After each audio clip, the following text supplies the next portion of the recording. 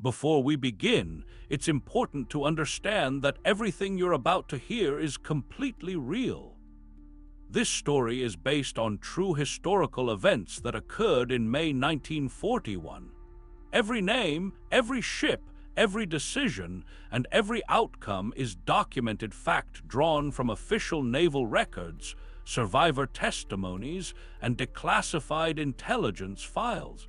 The images and video footage you see throughout this documentary have been generated using artificial intelligence for illustrative purposes only, to help visualize these actual events that changed the course of World War II.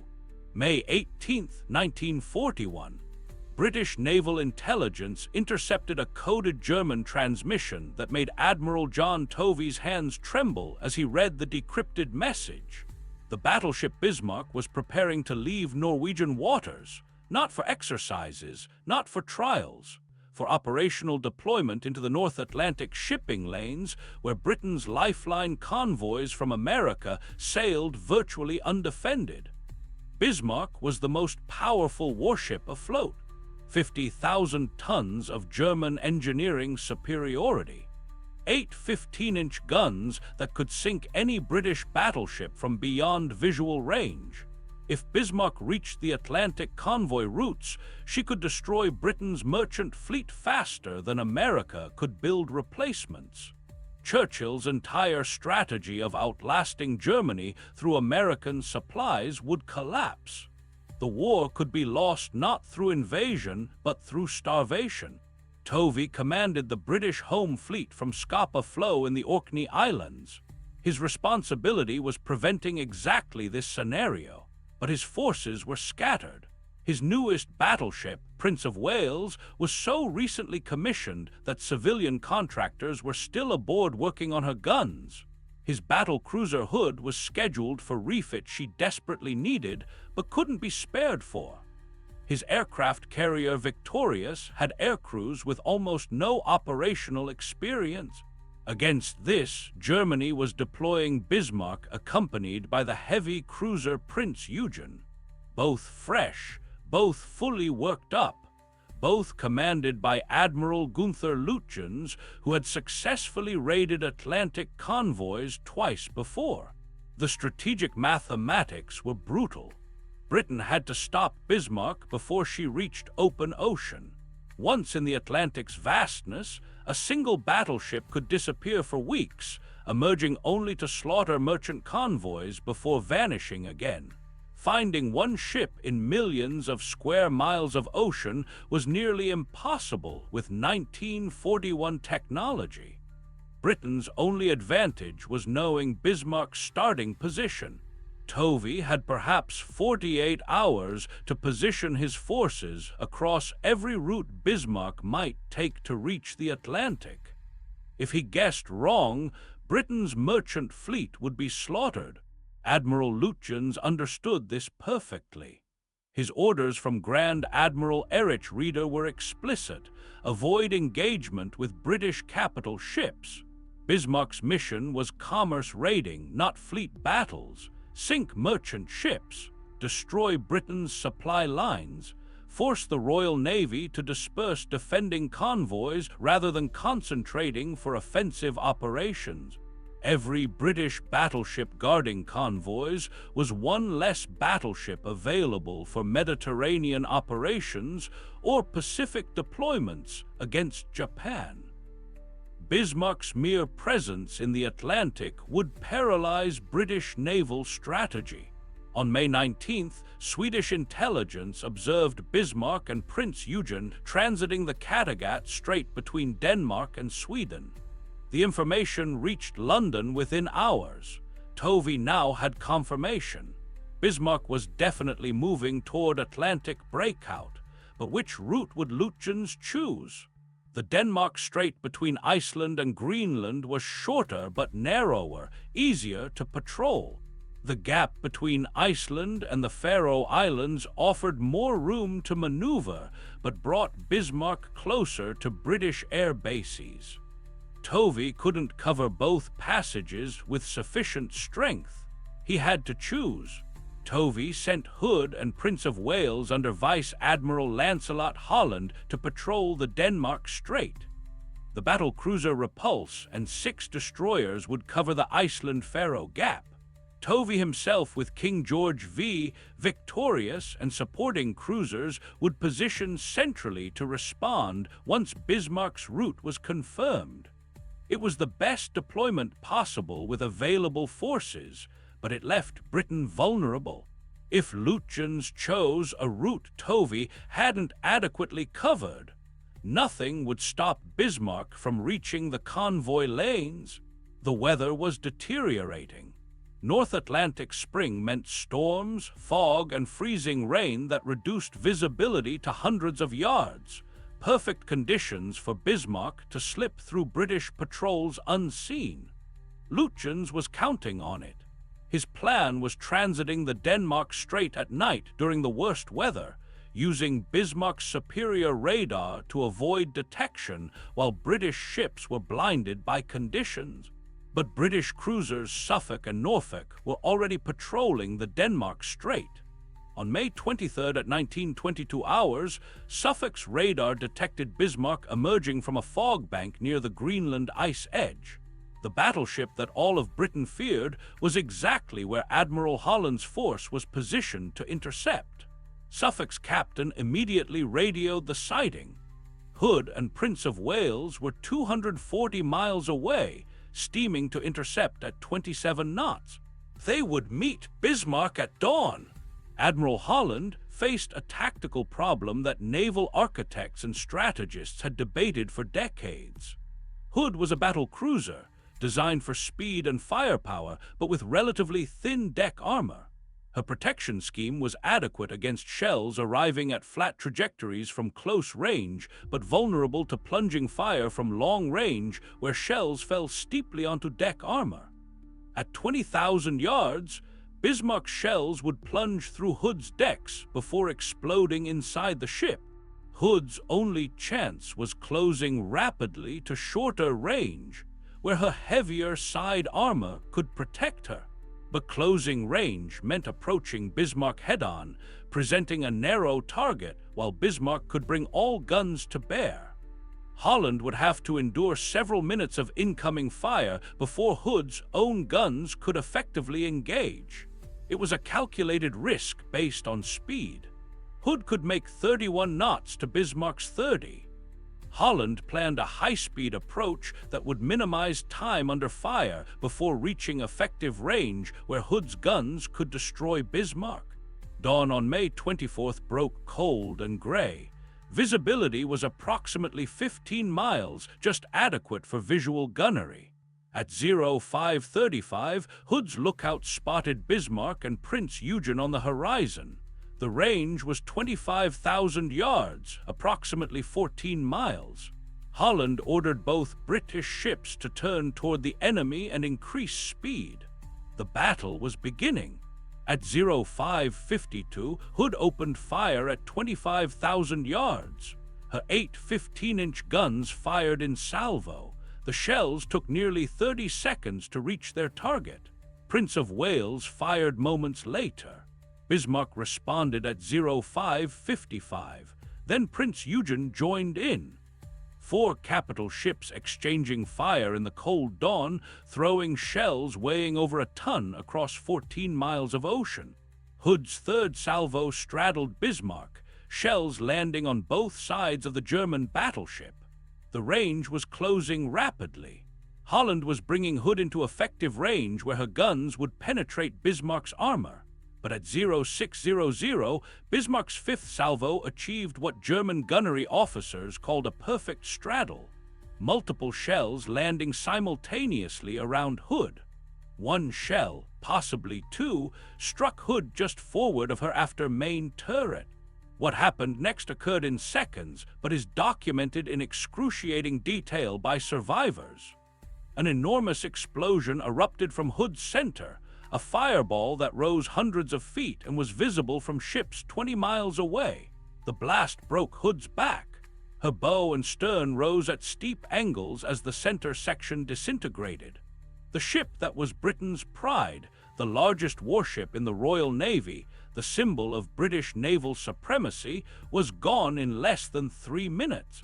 Of 1,418 men aboard, only 3 survived. Prince of Wales continued fighting alone. She scored 3 hits on Bismarck before German fire damaged her own gun systems and she was forced to break off. Bismarck had won a stunning victory. The pride of the Royal Navy was destroyed, but Bismarck was damaged. Those 3 shells from Prince of Wales had ruptured fuel tanks, causing a leak that contaminated other fuel supplies. Bismarck had lost access to approximately 1,000 tons of fuel. Not immediately critical, but enough that Lütjens couldn't continue the mission. He would have to make for occupied France for repairs. Admiral Tovey received word of Hood's loss while King George V was still 300 miles from the battle. The news was devastating, but the tactical situation had changed. Bismarck was damaged and heading for France. If Tovey could intercept her before she reached U-boat protection and Luftwaffe air cover, he could still destroy her. But Bismarck had a head start and the entire North Atlantic to hide in. The chase became a test of endurance, navigation, and intelligence. British ships shadowed Bismarck through May 24th. Suffolk and Norfolk maintained radar contact despite Bismarck's attempts to shake them. But that night, Lütjens executed a brilliant maneuver. He turned directly toward his pursuers, passed them in darkness, then resumed his course to France while British ships continued on their original heading. By dawn, May 25th, Bismarck had vanished. Tovey faced catastrophe. Somewhere in the Atlantic, Bismarck was heading for France. But where? The ocean offered infinite possibilities. Tovey had fuel for perhaps 36 more hours of searching before his battleships would have to turn back. If Bismarck reached French ports, she could repair, refuel, and emerge again. The mission would have failed despite Hood's sacrifice. British intelligence performed miracles. Analysts studied every piece of information. Bismarck's course when last seen, her fuel status estimated from damage reports, weather patterns, the locations of French ports with facilities to repair a battleship. They concluded Bismarck was heading for either Brest or Saint-Nazaire. Tovey turned his forces southeast, gambling everything on that analysis being correct. But Bismarck was still invisible. The Atlantic was too vast. Then Admiral Lütjens made a mistake that cost him everything. On May 25th, he transmitted a long radio message to German Naval Command reporting the battle and his intentions. British direction-finding stations triangulated the transmission. Bismarck's position was fixed. She was exactly where intelligence had predicted, heading for France. Tovey ordered every available ship to converge. King George V and Rodney from the north, renowned from Gibraltar. Aircraft carrier Ark Royal with her Swordfish torpedo bombers, cruisers Sheffield, Norfolk, Dorsetshire, destroyers that barely had fuel to reach the intercept point. The entire home fleet was racing to catch Bismarck before she reached the protection of land-based aircraft. May 26th, Bismarck was 700 miles from France. Tovey's battleships were still too far behind to catch her before she reached air cover. Britain's last chance was Ark Royal's torpedo bombers. At 1450 hours, 15 Swordfish took off in deteriorating weather. These were obsolete biplanes with fabric-covered fuselages, so slow that anti-aircraft gunners had difficulty tracking them. But they carried 18-inch torpedoes capable of crippling a battleship. The first attack failed. The Swordfish mistakenly attacked the British cruiser Sheffield, fortunately without scoring hits. The aircrews returned to Ark Royal humiliated and furious. They rearmed and launched again at 1910 hours. This time they found Bismarck. The battleship's anti-aircraft fire was intense. Shells burst among the fragile biplanes, but the Swordfish pressed their attacks through the barrage. Lieutenant Commander Eugene Esmond led his aircraft into point-blank range, dropped his torpedo, and pulled away as Bismarck's secondary guns hammered around him. More swordfish followed. Torpedoes churned toward the battleship from multiple directions. Most missed. Bismarck's captain Ernst Lindemann maneuvered brilliantly. But at 20:36, one torpedo struck Bismarck's stern. The explosion jammed Bismarck's rudders at 12 degrees port. Damage control parties tried desperately to free the steering. Nothing worked. Bismarck was locked in a slow turn to port. She couldn't steer toward France. She could only circle helplessly while British battleships closed in. Captain Lindemann radioed Admiral Lutjens. "Ship unable to maneuver. We will fight to the last shell." Through the night of May 26th to 27th, British destroyers harassed Bismarck with torpedo attacks that achieved nothing except preventing German repair parties from fixing the rudders. Bismarck's crew knew what was coming. Dawn would bring British battleships. There would be no escape. Some men wrote final letters. Others simply waited in the cold darkness. Dawn May 27th. King George V and Rodney approached from the northwest. Bismarck was still locked in her slow circle, unable to maneuver or retreat. At 0847, Rodney opened fire at 23,000 yards. King George V joined moments later. Bismarck returned fire. Her gunnery was initially accurate despite the chaos. Shells straddled Rodney, but Bismarck's ability to maneuver was gone. She was a stationary target. British shells smashed into Bismarck methodically. Her forward turrets were destroyed. Her superstructure collapsed. Fires raged throughout the ship. By 0930, Bismarck's main guns were silent. She was a burning wreck, but she wouldn't sink. British shells had devastated everything above the waterline, but Bismarck's underwater protection remained intact. At 10:15, Admiral Tovey ordered his battleships to cease fire and retire. They were running low on fuel and ammunition. The heavy cruiser Dorsetshire closed to finish Bismarck with torpedoes. At 10:36, Bismarck capsized and sank. Of 2,200 crew, only 110 survived. Admiral Lutjens went down with his ship. Captain Lindemann did the same. The hunt for Bismarck was over. 8 days from departure to destruction. The operation had cost Britain HMS Hood and over 1,400 men, but it had eliminated Germany's most powerful surface ship and proven that Britain could still control the Atlantic. Hitler, enraged by the loss, forbade further surface ship operations against convoys. Germany's capital ships would spend the rest of the war in Norwegian fjords, threats that never materialized. The battle's strategic impact extended far beyond one sinking. It demonstrated that battleships, despite their power, were vulnerable to aircraft. The torpedo that jammed Bismarck's rudders came from an obsolete biplane.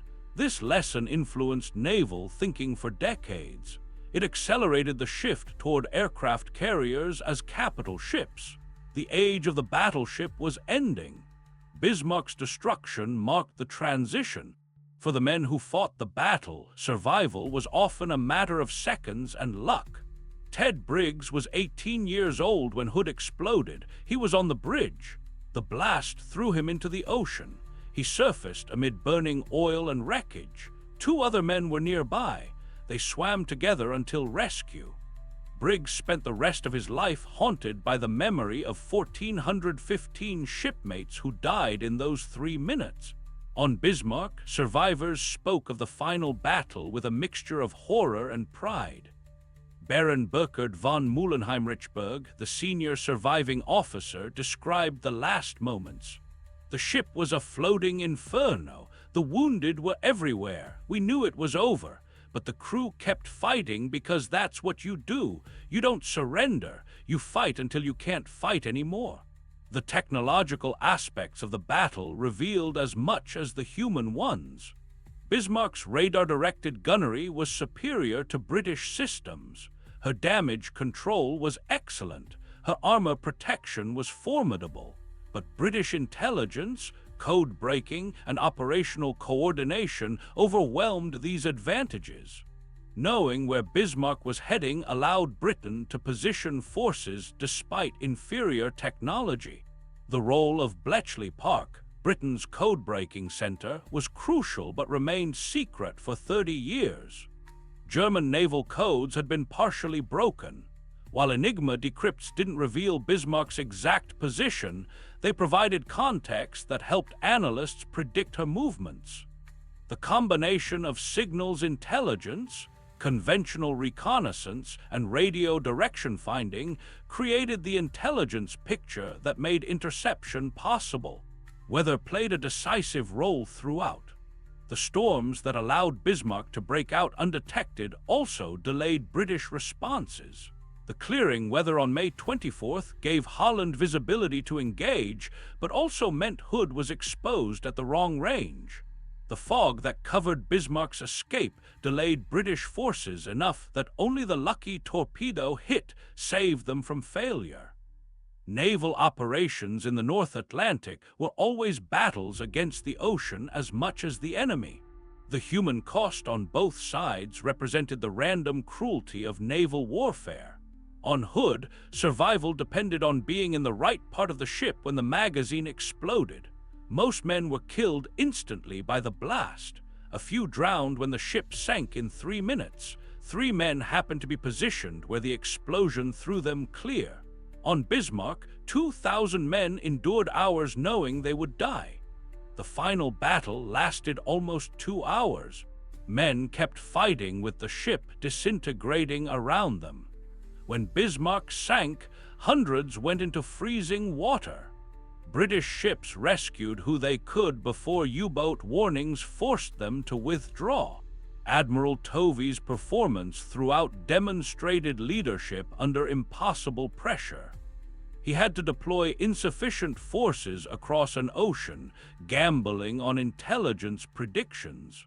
When Hood was lost, he had to continue despite catastrophic loss and public panic. When Bismarck disappeared, he had to trust analysis over instinct. His decision to turn southeast on May 25th, before Bismarck's position was confirmed, meant his ships were positioned to intercept when intelligence finally located her. If he'd waited for certainty, Bismarck would have escaped.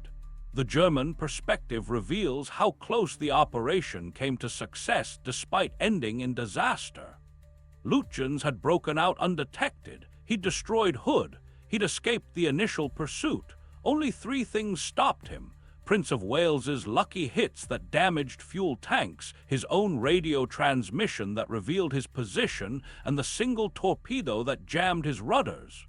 Remove any one of these factors and Bismarck reaches France. After repairs, she could have sortied again. The Battle of the Atlantic could have unfolded very differently. Churchill followed the hunt obsessively from London. He understood the stakes.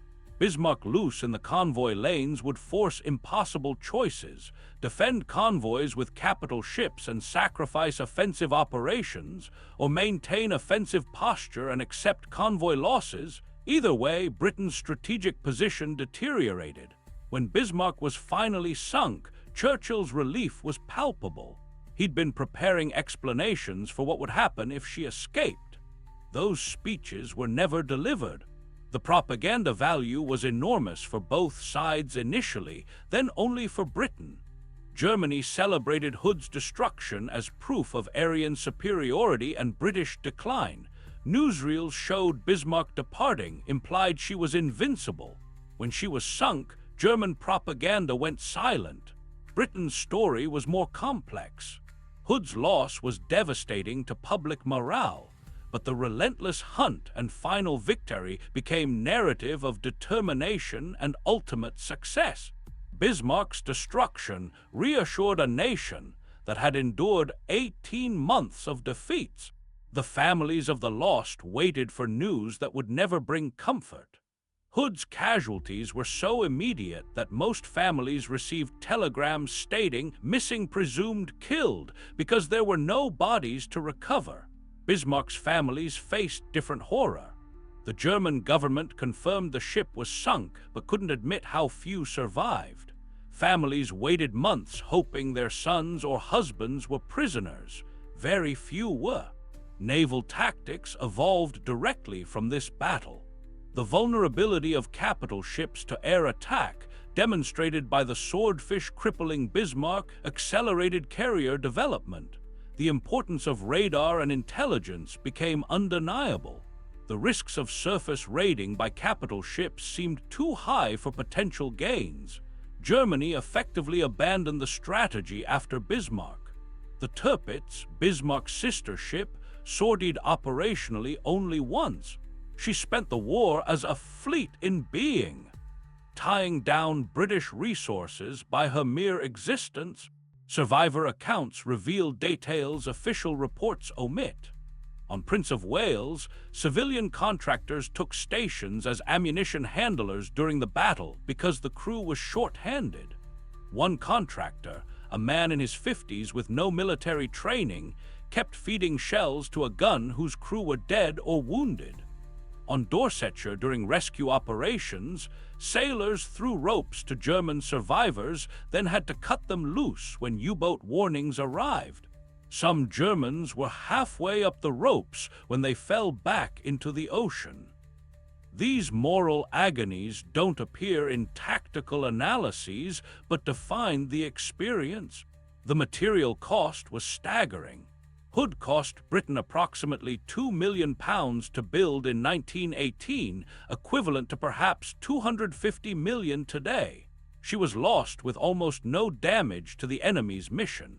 Bismarck cost Germany approximately 200 million Reichsmarks, roughly $300 million in modern terms. She sank no merchant ships. Her only success was destroying Hood. Both nations lost irreplaceable industrial capacity and human expertise in exchange for a battle that proved battleships were becoming obsolete. Yet the battle's outcome was strategically decisive. Germany never again attempted Atlantic breakout with capital ships. The Kriegsmarine's surface fleet was neutralized as a strategic threat. Britain's convoy routes remained contested by U-boats, but were never threatened by surface raiders. This allowed concentration of naval resources for Mediterranean operations, Arctic convoys to Russia, and eventually Pacific operations. The 8-day hunt for Bismarck determined that World War II's naval war would be fought by submarines and aircraft carriers, not battleships. The technological lessons were studied intensively. Bismarck's armor scheme was analyzed from survivor reports and compared to British designs. Her gunnery directors were recovered from the wreck decades later and examined. British designers learned that German compartmentalization was superior in some ways, inferior in others. These lessons influenced King George V-class improvements and designs for Vanguard, Britain's last battleship. German designers, working on the never-completed H-class battleships, incorporated lessons from Bismarck's vulnerability to torpedoes. The human legacy persisted longest. Survivors from both ships met in later years, former enemies united by shared trauma. They would describe the battle from their perspectives, finding common ground in the randomness of survival and the horror of watching ships die. Ted Briggs, Hood's survivor, corresponded with Baron von Müllenheim-Richburg for decades. They appeared together at memorial services, representing reconciliation built on mutual respect. The wrecks tell their own stories. Hood was discovered in 2001, lying in 3 sections on the Atlantic floor. The breakup pattern confirmed she'd suffered a catastrophic magazine explosion. Bismarck was found in 1989 by Robert Ballard, the same explorer who found Titanic. She sits upright on the bottom, relatively intact above the waterline, her guns still trained out as if ready to fight. The wreck shows massive damage from British shells, but also suggests German survivors may have scuttled her to prevent capture. The debate continues among historians. Each May 24th, ceremonies in Britain remember Hood and her lost crew. The ship's bell, recovered from the wreck, sounds 1,418 times, once for each man lost. In Germany, fewer ceremonies mark Bismarck's loss because her fame became complicated by association with Nazi militarism. But privately, descendants of the lost crew gather to remember ancestors who fought with courage in a war their government started for evil purposes. The battle's place in history is secure. It represents the last time battleships fought, as battleships were designed to fight, with big guns at long range determining outcomes. It proved that intelligence and coordination could overcome individual ship superiority. It showed that luck matters as much as planning in naval warfare. And it demonstrated that courage and sacrifice exist on all sides of any conflict, even when the causes are not equivalent. The lessons remain relevant. Modern naval warfare still depends on intelligence to locate enemies in vast oceans. Anti-ship missiles have replaced big guns, but the principles are unchanged. The importance of damage control, crew training, and leadership under pressure are eternal constants. The Bismarck hunt is studied in naval academies worldwide as a case study in operational art, strategic decision-making, and the integration of intelligence into operations. For 8 days in May 1941, the North Atlantic became the stage for one of history's most dramatic naval operations. 2,000 men on Hood died in 3 minutes. 2,000 men on Bismarck fought their final battle knowing they couldn't win. Thousands more on British ships pursued an enemy that seemed to have vanished into infinite ocean. The outcome changed the naval war and proved that even the mightiest warship could be hunted down through courage, intelligence, and determination. If this journey through one of World War II's most intense naval battles has moved you, if you want to understand how history's greatest conflicts unfolded through the experiences of those who fought them, subscribe to WW2 War Rewind. We're rewinding history every day to reveal the real stories behind the headlines, the human experiences within the statistics, the decisions that changed everything. Tomorrow brings another chapter from the war that refuses to fade from memory. Subscribe now so you don't miss the stories that deserve to be remembered exactly as they happened, told with the depth and detail they deserve.